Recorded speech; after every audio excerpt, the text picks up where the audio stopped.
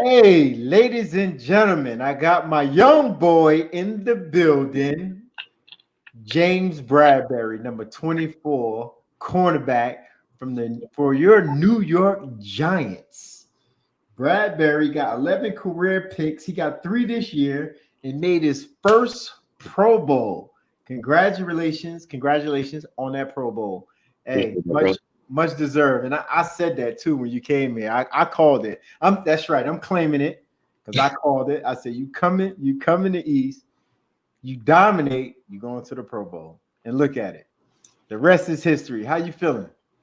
I'm feeling great right now. Of course, in my first Pro Bowl, it's surreal for real because I never thought like I had one of those jerseys back there for real. Yeah, no you doubt. always told me like I had the potential to do it. It was just up to me to go out there and do it. Yeah, because I definitely saw when I first got to Carolina. Real quick story, and when I saw you, and I think we was playing Atlanta, and it was like, yeah, James, you matching up against Julio, and then I saw your face, the look on your face, and it was just like, oh, okay. I'm like, this guy shows no emotion. Do he not care? Like, what is wrong with this guy? We told him he locked up on Julio Jones. And you was like, man, all right, yeah, I got him. I mean, and then you went out there and did a great job against Mike Evans, too. I mean, you held them guys down to minimum catches, minimum yards, and you did that consistently. Like, what I know your size helped with that, but what's your mentality going in the game and playing against guys like that, knowing that you got to bring your A game every play? Yeah, I mean, like you said, just think about back then, like I was already nonchalant anyways, but I had nothing to lose mentality because like you said, I came out of Samford. Like nobody really thought I was going to amount to much, but I came out and I was a second rounder. So then coming to Carolina, they threw me in there. Of course, I was nervous and had some anxiety about it, about messing up in front of the fans, messing up on TV or whatnot. But I just kept reminding myself like I had nothing to lose. So when I went out there, I was just taking one play at a time, bro. I don't even know. You just got to put yourself in that mindset, like just a mindset that you got to tap into. And you tapped into that. You did that. Yeah. So you started off at Arkansas State. People don't know that. Then you transferred to Samford. Tell me, what's the story behind that? Well, I played corner in high school, but I was a big corner. I was already like 190 when I was in high school as a senior. So a lot of teams, they were the bigger schools, they were recruiting me as a safety. You didn't want to play safety? I didn't, but I wanted to go to a big school. Okay. So Arkansas State was the biggest offer I had. So I just said, it's whatever. I'm going there. It's the big school. I want to play there. I want to play on TV, yada, yada. But then I got up there. They put me at safety. Of course, I didn't want to play safety. So you left? Yeah, I got up out of there. So I was in a box safety. They had me in the box a lot. And taking on tight ends every day when I was in inside drill, I was like, man, I ain't doing it every day. But I was a corner coming out of high school, so I wanted to play corner. Like I wanted to be out there playing the best receiver, yada yada, matched against the best receiver. That's what I've always done since high school. And you had the tangibles, I mean, but it seemed like they just saw you as a big safety, big box safety, huh? Yeah, but then around that time, that's when Sherman started playing with her up. He was playing at a high level. So I was looking at him and I was comparing myself. I was like, I could do that. I feel like I could do at least half of it. Yeah, half of it. So, and that's the thing about the NFL. So it's like a trend, everybody goes with the next best thing. Like if it's a big corner, they look for that next big corner come out of college. If it's that small nickelback, they look for a small shifty nickelback that's too small to play corner. So well that's good for you. You lucked out and you ended up going to Samford, still getting drafted. Yeah. And how was that process? What was people telling you? As far as like what round I was gonna get drafted in? Yeah, what round, and was you fast enough? You're not strong enough, because you always get those scouts be like, "Oh, you're not tall enough. You're not fast enough." I mean, all of them would love to take it back now, but like, what were they telling you? I know initially, like before my senior season had started, they were pretty much telling me I was going to be like preferred free agent or whatnot, maybe a 7th rounder. Not even drafted. They told me I was preferred. Yeah, that was like my initial grade, I think. And then I played throughout the season. I did pretty well. Got invited to the Senior Bowl and to the Combine. And then by the end of the season, after the Senior Bowl, they were saying maybe 5th round or 7th round. Mm-hmm. And I went to the Combine because everybody was questioning if I could run or not. That was a big question. And I went out there, and my first time was a 4.46, and then my second one was a 4.51. 4.46? Yeah. Yeah. 4.46. It's on YouTube. So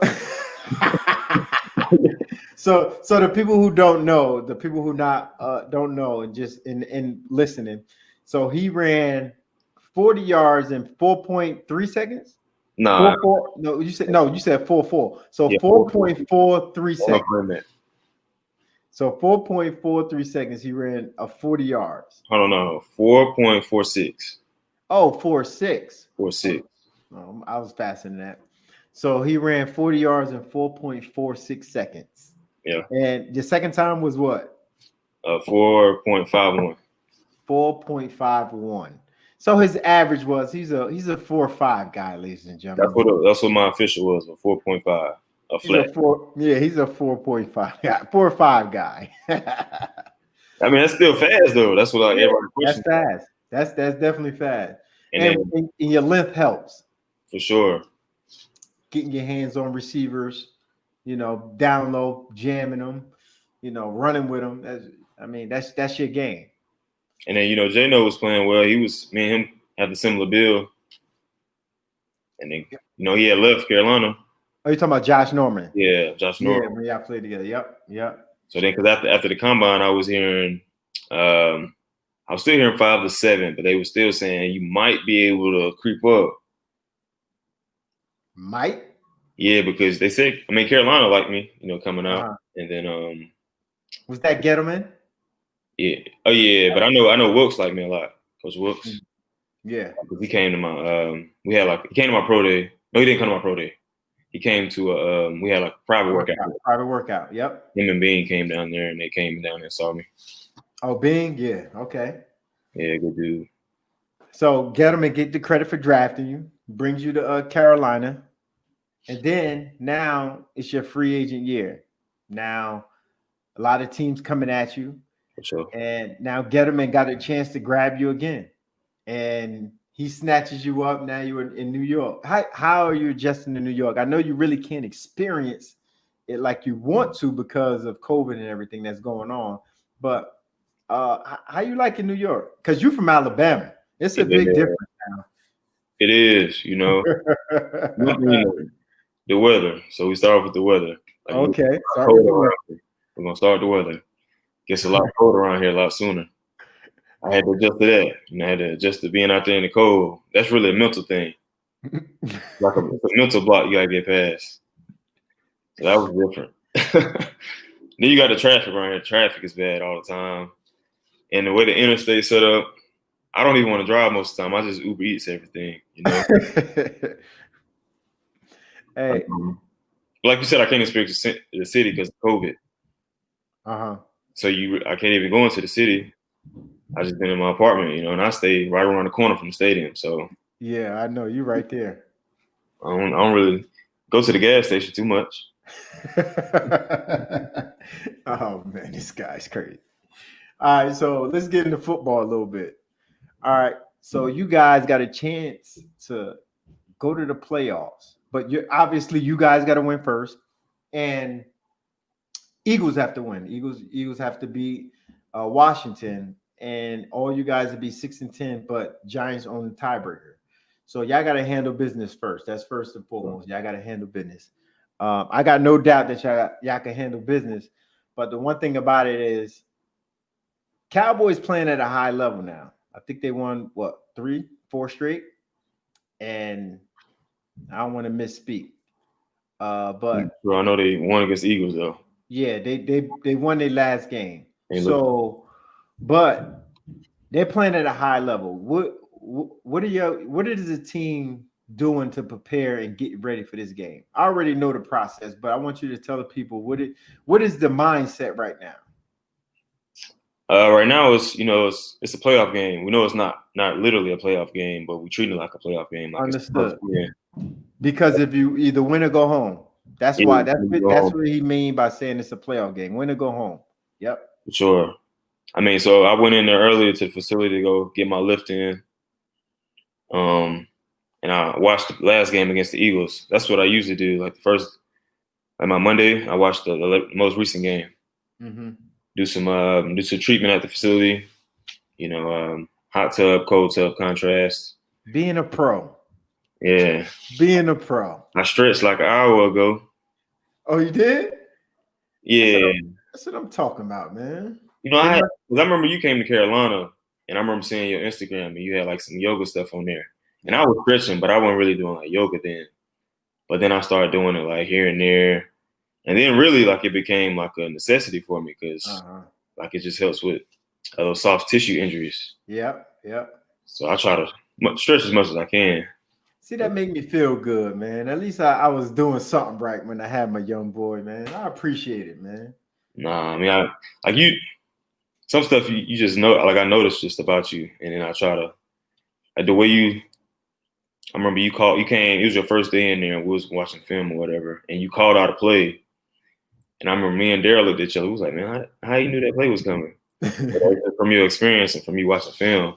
Yeah. But no doubt. Respect. For sure. Got my boy right. Yeah. That's how you pick around. You got to pick up little small stuff here and there. Yeah, you got to pick up little tidbits everywhere you go. So one thing, when I got there, you had Josh Norman, but I think Josh was in his, 6th, 7th season? Nah, he like I never played with him. Oh, he left and then that's right, he left. So that's what I was gonna do. He left, and when he left, there was no corner in the room for you to look up to. There was no corner in the room that had Pro Bowl experience or 10 years experience. So how was that adjustment? I wasn't there yet, and when I was told that, I'm like, huh? Like, so who is teaching this young boy? Like, he's raw, he's good. You can see he can play. Like, who is mentoring him? Who is getting his mind right? And how did you get through that? How do you navigate? Because you had to grow up real fast. You had to grow up quick. Coming from Samford, you had to grow up quick. So how did you navigate that? I think like initially, I had some mentorship from Benet and Wickery. He wasn't like he wasn't how you came in where you had 10 plus years. Captain came in, he was 7 plus years. Benet was like maybe his 3rd year or his 4th year. I think it was his 4th year. But he was able to help me out a little bit. He was coming off an injury. And then we had started off losing and stuff, hate to bring it up, but we had like that big game in Atlanta where Julio had went off and he ended up being released after that. And then after he got released, it was just me and Daryl out there and we were just kind of learning on the fly for real. Yep. But it forced us to watch a lot of film because I know Coach Wilkes and Coach Curtis was always be on us about watching film, and they did a good job of breaking down the film. So I would say I learned a lot from like watching Coach Wilkes, how he went about breaking down film. Yeah. Because like you said, like Wednesday we come in, that's 1st and 2nd down. So that's how I would break down my film. I watch 1st, 2nd down. That's early. Yep. And then Thursday we come in, we watch 3rd down, and they break it down 2 to 4, 4 to 6. 6 to 8 sometimes, 6 to 10. So then I started breaking down my film like that. So that's how I started watching the game, just by how the coaches were breaking it down and the information they were giving me. You had to grow up quick. Yeah. You had to be a pro real quick. Yeah, I would say I caught on about the end of my 4th year. Really my 3rd, because I started seeing stuff on the field a lot faster. Yeah. My 3rd year, I really started seeing stuff. And that's the thing, like people don't realize, like the more you study, the game slows down for you.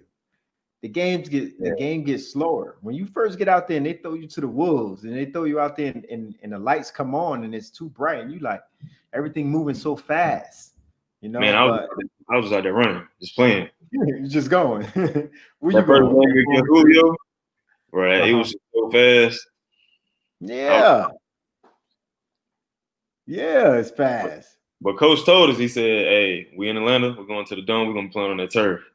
It's gonna be faster. Extra faster And on the then turf. you got Julio in front of you. It's gonna be fast the whole game." Mm-hmm. Yes. So what motivates James Bradberry? I would say letting my teammates down for real. Okay. So that's one of your fears, just letting them down.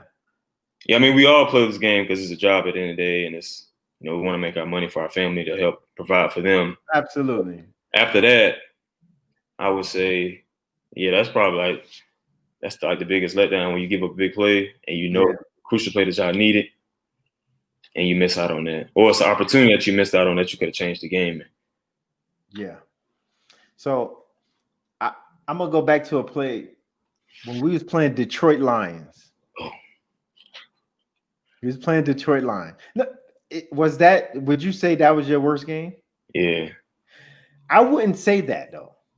That was one of my questions. I was going to ask you what was your worst game that you played, and I would disagree with that because Stafford, he just put the ball on the money.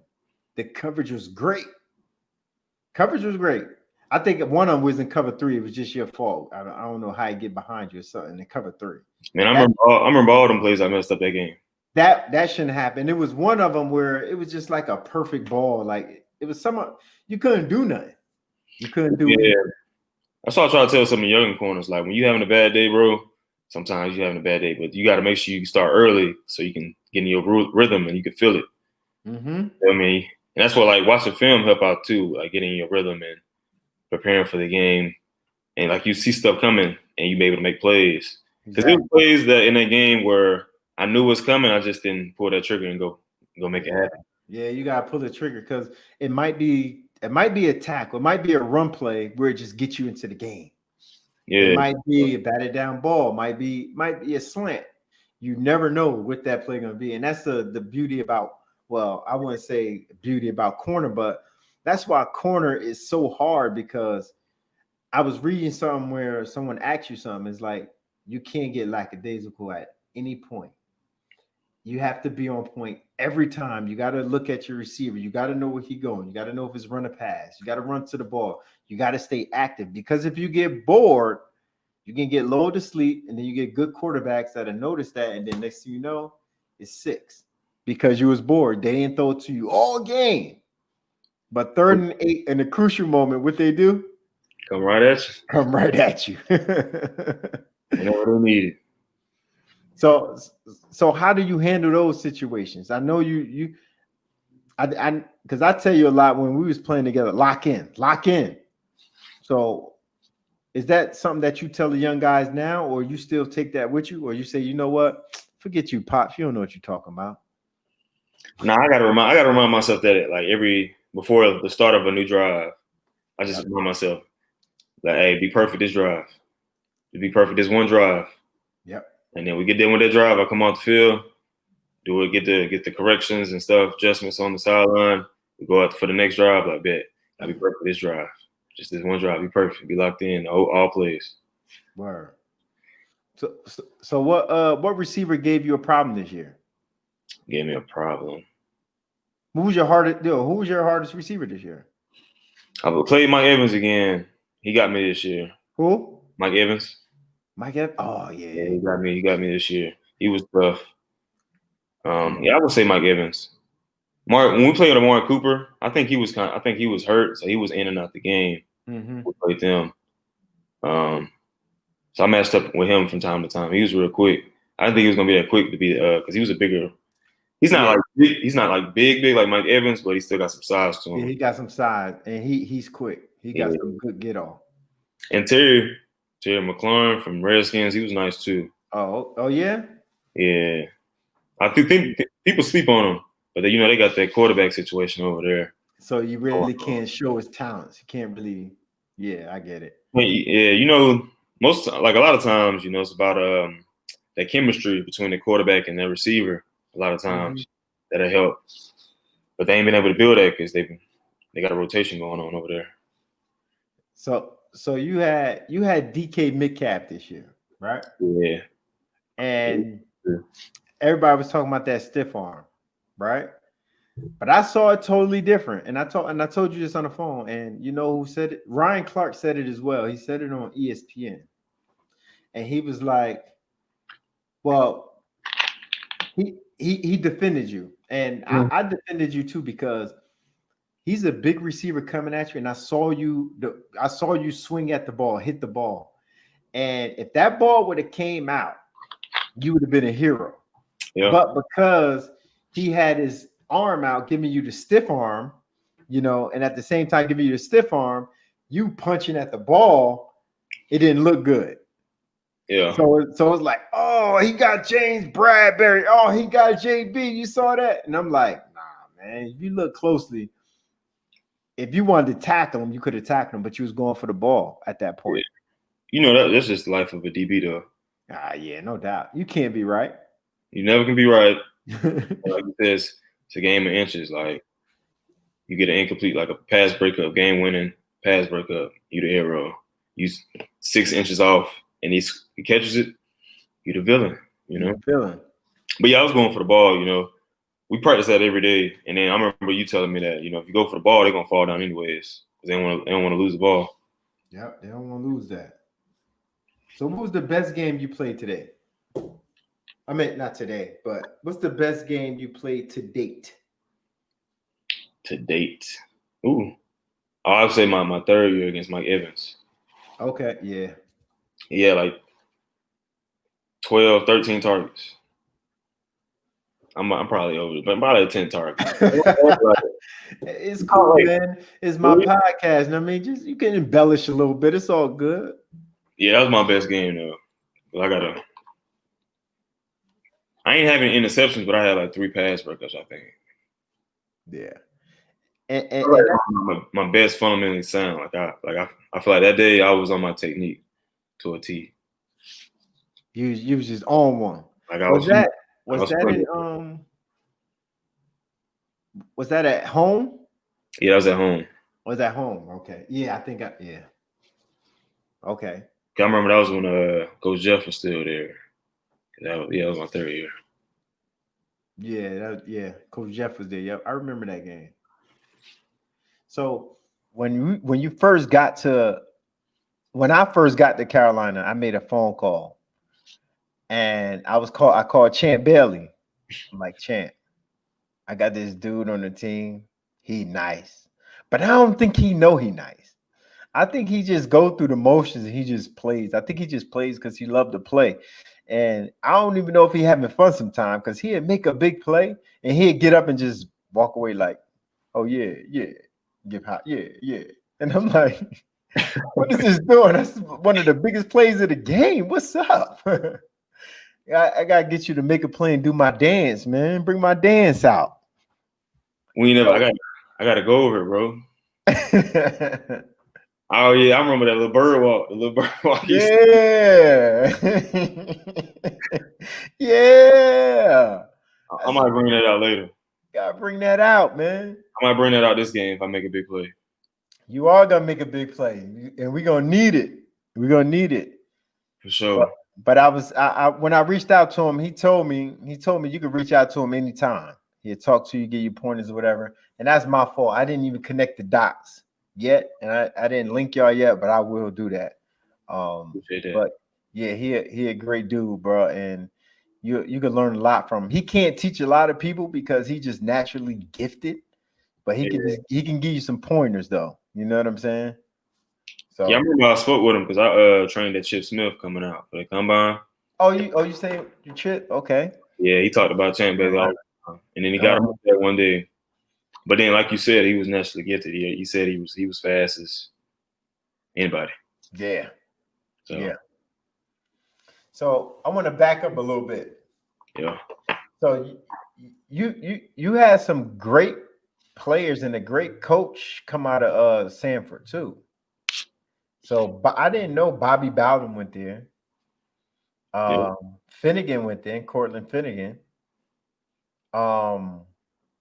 the young boy Tart from 49ers. He was there. Y'all had a long. You got a nice little lineup aside from yourself. So, who's the best? Where you fit in at? Who's the man? Who? Do you go back to the school anyway? Yeah. Oh, you go back? It's only like 20, 25 minutes away from my hometown. Okay. When I go home, I would always stop by, say what up to everybody. All right. So, man, go ahead. You gonna make me do that? Huh? You gonna make me do that? Nah, I ain't gonna make you do that. Yeah. But you gotta tell, unless you're gonna tell me the your best thing that you bought once you got that money. What you got? What I bought when I got. What's the first thing you bought? You said, "Woo, look at this check. I'm gonna buy me this." I mean, I bought a car. I mean, that's what everybody used to buy. Oh my God, you don't do what everybody do. I shouldn't have, but I mean, that's all I knew about. I just knew I wanted a car. What you got? Another Audi? No, I had got a Challenger then, but then I had traded in and got the Audi, the A7. Okay, so you got the A7 now? Nah, I ain't got that now. I got something else now. Oh, hold on. You talking about this? The most recent. No. Yeah, you just got a big check. What you talking about? Thinking about my rookie one. My bad, I'm tripping. Yeah. I mean, I got a house. I got a house back home. Okay. Yeah. So what them wheels looking like? I got a Benz. Okay. Yeah, I got a nice little comfortable car. Maybach? No, not that big. It's a S550. 550? Okay. Yeah. You know, I'm still kind of cheap. I'm black. It's all black. Okay. Yeah, you is cheap, bro. But I tell you what, when we go out to eat, it's on you. Huh? I got it from you. Yeah. Hey, we're gonna take a commercial break. This commercial is brought to you by. Oh, you got sponsors? Yeah, I got sponsors, man. Charcuterie Cheesecake. You go ahead and get yours. You can follow them on Instagram, Charcuterie at Charcuterie, and they got the best cheesecakes around. I got the Oreo cheesecake right here. Make sure you get yours, because I got mine, and you can't get none. Shout out to the cheesecake. Man. Shout out to Sheena and Francis over there cooking the cheesecake. You want any? We hooked you up. We get you right. I'm straight, bro. You know, I gotta keep my weight down. Yeah. You are fat. I've been heavy since high school. That's why I had to change my diet. I thought I was vegetarian. Oh, you're vegetarian now? Yeah, everybody always say vegan, but no, I'm just vegetarian. Nah, vegetarian? Yeah, I like eggs too much. I told you I had changed my diet up. I had changed everything up. I'm telling you start feeling better, bro. Like if you put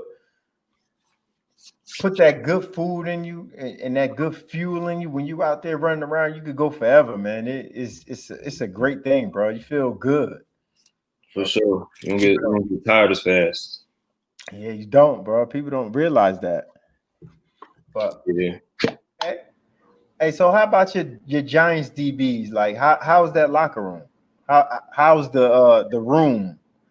Because the room could be tough, sometimes, like especially when things ain't going good. Yeah, I would say initially before Logan got there, it was a weird because I'm not that vocal.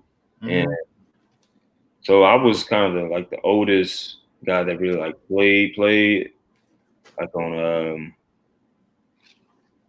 like got paid in the how you come in to a room and you got the big money corner or big money safety. Yep. I was kind of that guy, coming into the room. So of course you feel like you got to set the standard, you got to set the bar. So it's a little weird because we had a lot of young guys doing training camp and stuff. But then when Logan got there, he kind of became our vocal leader. So yeah, he played in that defense too, and with like the New England system and whatnot. So he was able to pretty much balance it out a little bit. He balanced it out, kind of like how when we had you and Cap in the room. Okay, gotcha. So like balance it out a little bit. Yeah. But right now it's like on defense. I think we lost you, bro. Oh, my bad. Say that again. Come on, man. You don't got Wi-Fi in it? Be a pro. Where's your Wi-Fi? Be a pro. I'm connected. Be a pro, man. Like I'm in a new territory. I'm getting adjusted. this guy, man. But I feel like we're playing well on defense right now. Yeah, y'all are. Y'all playing well. Y'all playing real well. Like, it's just about going out there and just playing your best every Sunday. You know, you can't control effort.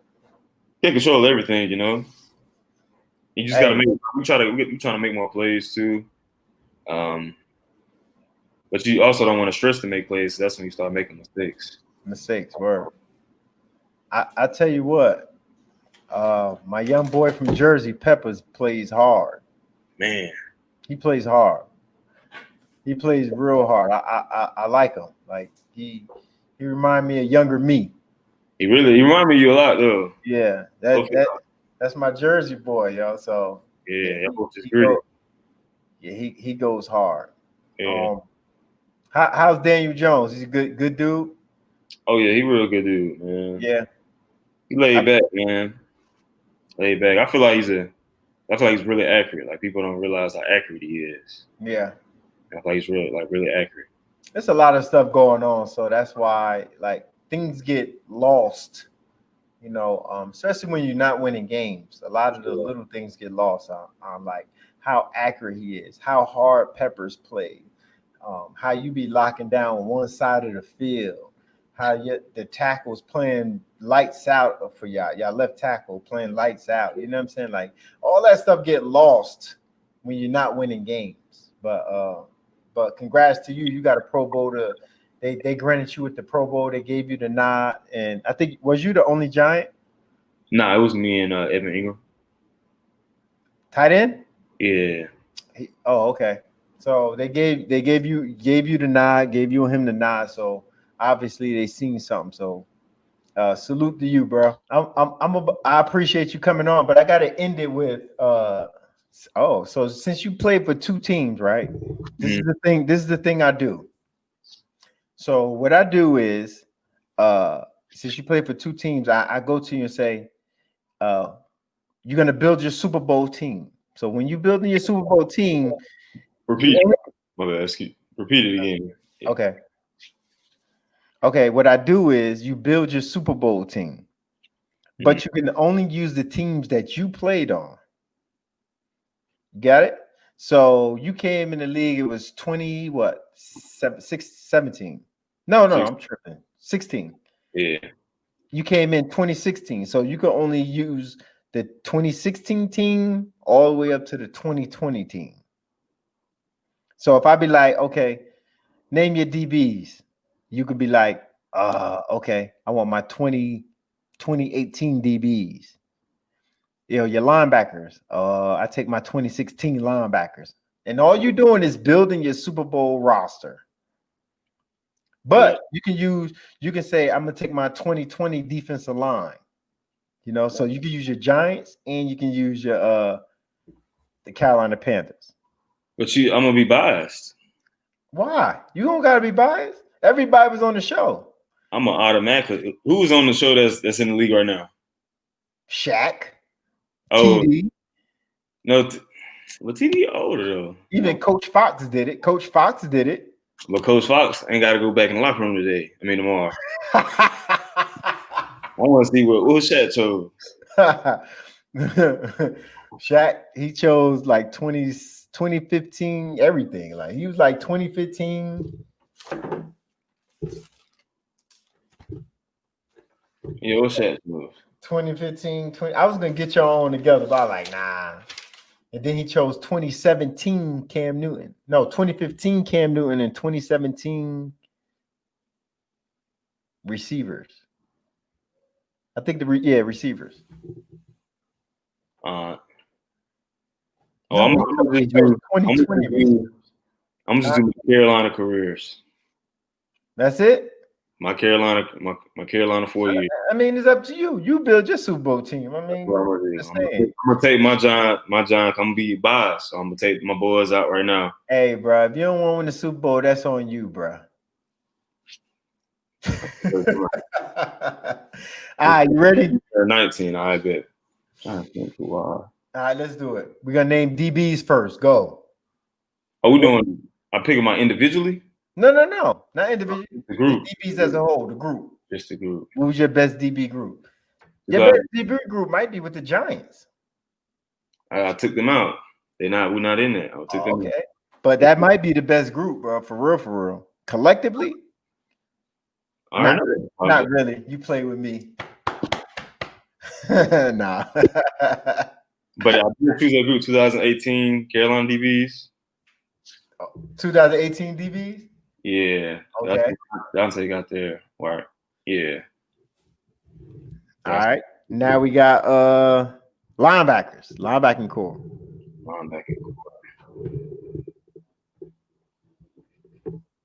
Man, I need to look at the roster. I say 2018 again. 2018 linebackers? No. 2017. That's Shaq, Luke, and TD. Yeah, 2017. Yeah. Okay. D-line. Woo. When I first got there, 2016. 16? Yeah, them boys rushing. O-line.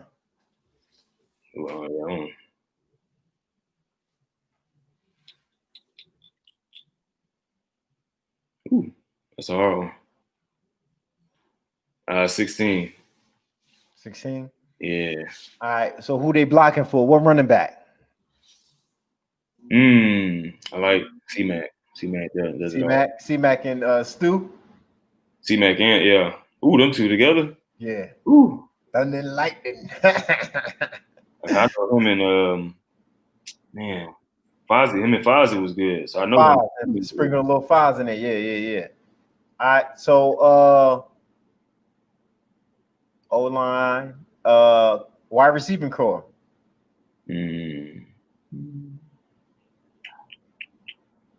I would say yeah, that's a good one. I would say 17. 17? Yeah, I would say I say 2019. 2019 Cam? DJ Kurt. That's the You talking receivers, right? You said receivers. Yeah, Kurt. Yeah, you're right. DJ and Kurt together. It was my last year there. Quarterback. I would say 2000. You only had one quarterback, but what year you wanted? 2016, I felt like. 16 quarterback? Yeah, because 17, 18, he was having a shoulder problem. And then. Oh, yeah. And then my last year there, what happened? He hurt his foot. That's what happened. His foot. Yep. So, yeah, them 3 years, he was. 2017, he was. I'll take 2017 Cam. I'll take that back. 17 Cam? He got hurt the next year. Yeah. Following year. Okay. And glad you came on the show. I appreciate it. I appreciate you coming through. Appreciate you having me, brother. Yeah, no doubt. And it's an honor for me because, not many young people listen. Not many people do the dishes. Well, take the food for thought, and like sometimes you drop jewels and people will be like, okay. You tell them something that you've been through and they be like, yeah, all right. And you tell them that the things that you've been through because you don't want them to make that same mistake, or you want them to think twice before they do what you did, or, just something to think about. And I can honestly say you're one of the ones that always listen, always on the right track, never been in trouble. And salute to you, brother. Like, you've been playing lights out and you deserve it, bro. 10 more Pro Bowls. I appreciate it, bro. No doubt. All the knowledge you passed down. I ain't listen to everything, but I try to pick up some of it. No doubt. Respect. Hey, you owe me dinner, man. As soon as the season over, as soon as y'all after this Super Bowl run, hey, I'm probably go to the most expensive place possible, though. I'm just letting you know. For sure. You said you're just gonna take me fishing too. Yeah, we could do that. Definitely. I'm trying to learn. Respect. I get with you, bro. All right, so no more. Appreciate you having me. All right, appreciate it. I appreciate everybody watching or listening, however you logged on to Be a Pro podcast. Real quick, a lot of young guys. The game is changing a little bit. Let me say that the game is changing a little bit, and some young guys that's playing now don't like to listen. You know, they like to do their own thing. It's a sense of entitlement in this game now. You know, and sometimes, you know, the older guys get lost a little bit, or they shy away from giving advice or telling them something that they should do that'll help them, because they're not receptive to the information that you're giving them. They don't receive it properly, or they don't even care. You know, I can't say that about JB. JB, he listens, whether he agree with you or not. And like you just said, sometimes he'll take what he needs from it, but he'll always listen.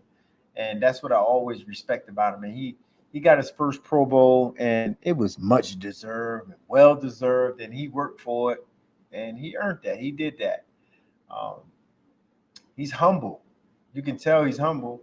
He just signed for all that money. He should have been doing a dance. You know what I mean? But he was just humble about it. He was cool about everything. So, you know, my hat off to him. But again, appreciate you joining me. Be a pro. Again, this is Pops 29.